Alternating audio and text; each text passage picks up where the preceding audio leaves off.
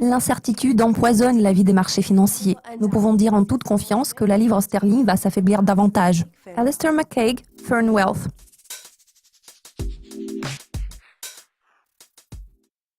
La semaine passée s'est achevée sur une note décevante. Les données américaines sur l'emploi hors secteur agricole sont apparues inférieures aux attentes. Le compte-rendu de la réunion du FOMC pourrait-il secouer le dollar ? Pour ce qui est des perspectives du dollar américain, il convient de noter que cette semaine, elles seront dictées par la faiblesse de la plupart des devises mondiales. Ainsi, cela laisse envisager un raffermissement du billet vert contre un grand nombre de monnaies. Un autre facteur qui pourrait avoir du poids cette semaine, c'est la déclaration du gouverneur de la Banque du Japon, Kuroda, que nous avons entendue ce week-end. Kuroda a décidé de souligner qu'il avait beaucoup d'outils disponibles dans son arsenal afin de contrer le renforcement du yen japonais à n'importe quel moment, s'il le jugeait utile. En ce qui concerne la zone euro et la monnaie unique, ce mardi, nous découvrirons le climat économique ZEW allemand. Cet indicateur donnera une image claire de la situation actuelle en termes de confiance des entreprises en Allemagne et en Europe en général. Puis, bien sûr, mercredi sera le point tournant de cette semaine. C'est le jour où nous découvrirons le compte-rendu de la réunion la plus récente du FOMC. Depuis cette réunion, nous avons entendu de multiples commentaires faits par les responsables du comité. Le compte-rendu programmé mercredi nous permettra de mieux comprendre la position actuelle adoptée par les membres de la Fed à l'égard de la politique monétaire. Pour ce qui est de la tendance à l'appréciation du dollar, je voudrais souligner que les participants au marché vont accorder une attention particulière au comportement de la paire sterling-dollar, appelée aussi le câble. Cette paire de devises est considérée comme étant l'un des baromètres clés du dollar américain.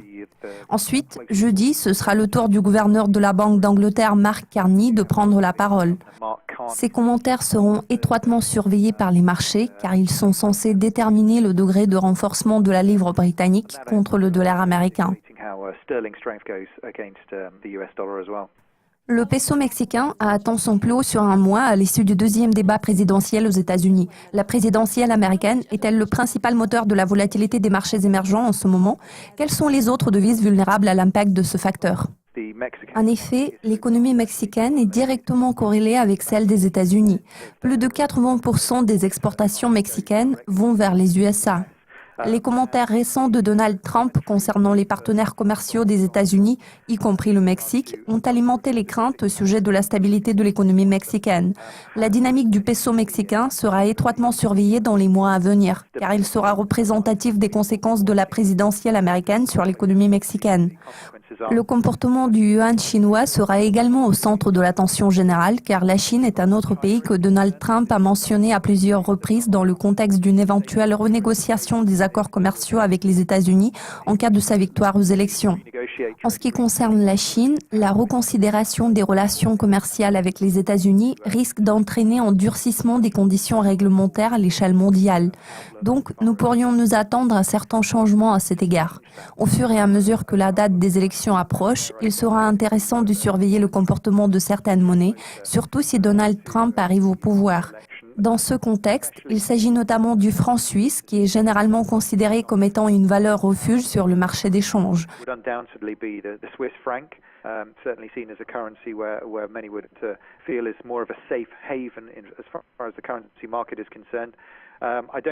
Dans les circonstances données, je ne pense pas que nous voyons un afflux massif de capitaux vers l'euro, qui est généralement perçu comme étant la deuxième monnaie la plus importante après le dollar américain. Cette semaine, la première ministre britannique Theresa May se rendra au Danemark et aux Pays-Bas. Il semblerait que les négociations du Brexit se profilent à un horizon tout proche. Madame May est déterminée à restreindre l'immigration, ce qui devrait se répercuter directement sur la livre sterling. Quelles sont vos prévisions à court terme sur la livre? Vous attendez-vous à des surprises du côté du FTSE 100 cette semaine? Si nous analysons l'aspect politique de l'équation du Brexit, nous verrons que le problème des mouvements migratoires occupe une place centrale dans les discours de Theresa May. Elle ne cesse de soulever la question de la capacité des pays membres de l'Union européenne à conserver leurs droits en matière de travail et de libre circulation des travailleurs. Ainsi, les visites de la première ministre britannique au Danemark, aux Pays-Bas et dans d'autres pays européens préparent le terrain pour les négociations de sortie qui ne peuvent pas être entamées avant que l'article 50 ne soit invoqué. En ce qui concerne les perspectives de la livre, il est évident que l'incertitude empoisonne la vie des marchés financiers. Nous pouvons dire en toute confiance que la livre sterling va s'affaiblir davantage en allant de l'avant. Chez Fern Wealth, nous nous attendons à ce que la paire livre-dollar atteigne des niveaux encore plus bas. Il est à noter que nous avions prévu que le câble s'établirait à 1,25, bien que cela se soit produit plus rapidement que prévu par nos analystes. Cependant, je tiens à ajouter que dans ce cas-là, les commentaires des responsables politiques ont été le catalyseur clé de cette baisse. Pour ce qui est de l'indice FTSE 100, il a fortement progressé. En réalité, 80% des revenus générés par cette appréciation ont été réalisés en dollars américains. Cela reflète un grand nombre de sociétés internationales faisant partie du FTSE 100.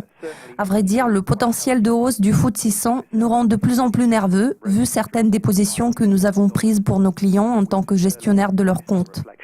Nous sommes parvenus à tirer un bon profit de l'affaiblissement de la livre sterling contre le billet vert, qui n'a eu de cesse de se renforcer.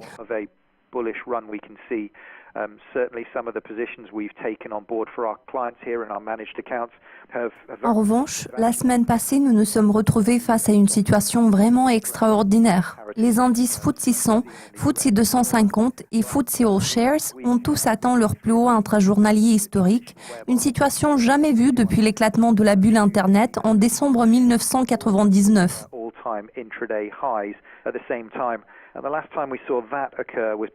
Back in 99, in December 99, just when the tech bubble was at its highest.